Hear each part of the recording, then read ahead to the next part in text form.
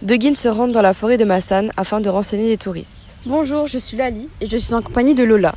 Nous allons vous accompagner durant cette visite afin de vous présenter la magnifique forêt de Massane. Bonjour à tous, nous nous retrouvons aujourd'hui en Occitanie, dans les Pyrénées-Orientales.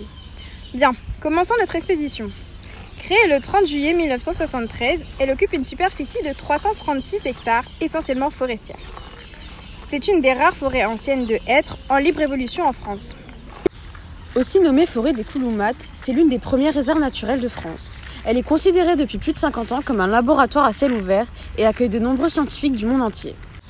Depuis plus d'un siècle, la forêt de Massane n'est plus exploitée et les processus de vie et de mort de cet écosystème s'accomplissent librement.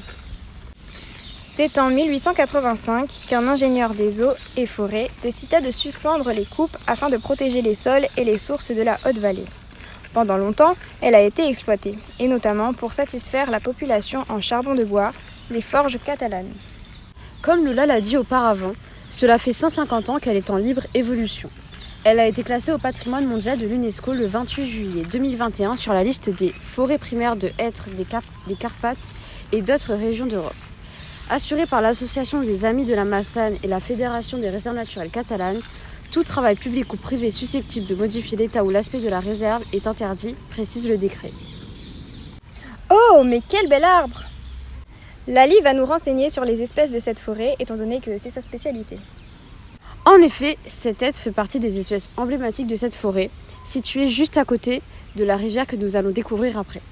Le site sur lequel nous nous situons est aujourd'hui une station d'observation de l'évolution de la faune et la flore lorsque l'humain n'intervient plus sur l'écosystème forestier. Il y a plus de 5200 espèces différentes d'arbres qui ont été répertoriées dans cette forêt et plus de 3300 espèces concernant la faune telles que les coléoptères, diptères ou encore le blaireau, la fouine, la musaraigne aquatique et bien d'autres. En parlant de musaraignes aquatiques, nous voilà près de la rivière de Massane. Faisons un point historique sur cette rivière.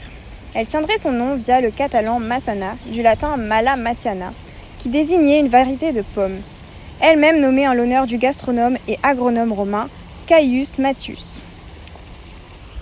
Nous nous trouvons dans une zone assez humide. En effet, le régime pluviométrique de la Massane est de type méditerranéen, avec une saison estivale nettement plus sèche que les autres en moyenne, mais cependant relativement humide.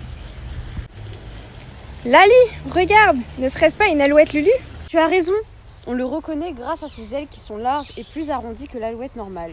Effectivement, beaucoup d'oiseaux peuplent cette forêt comme l'aigle royal ou le faucon pèlerin que nous pouvons entendre juste à côté. Reptiles et amphibiens aussi y trouvent également leur bonheur dans cette forêt. La réserve de la Massane détient le record mondial du nombre d'espèces par hectare. Durant l'été 2019, la réserve naturelle a enregistré la première donnée de reproduction depuis plus de 100 ans avec la présence d'un faon au cœur de la forêt. Merci à vous tous d'avoir été présents et d'avoir suivi notre présentation concernant la forêt de Massane.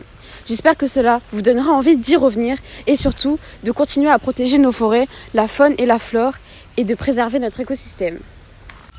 Merci à tous, j'espère que cette excursion vous aura plu et je compte sur vous pour découvrir nos magnifiques forêts françaises davantage. À bientôt!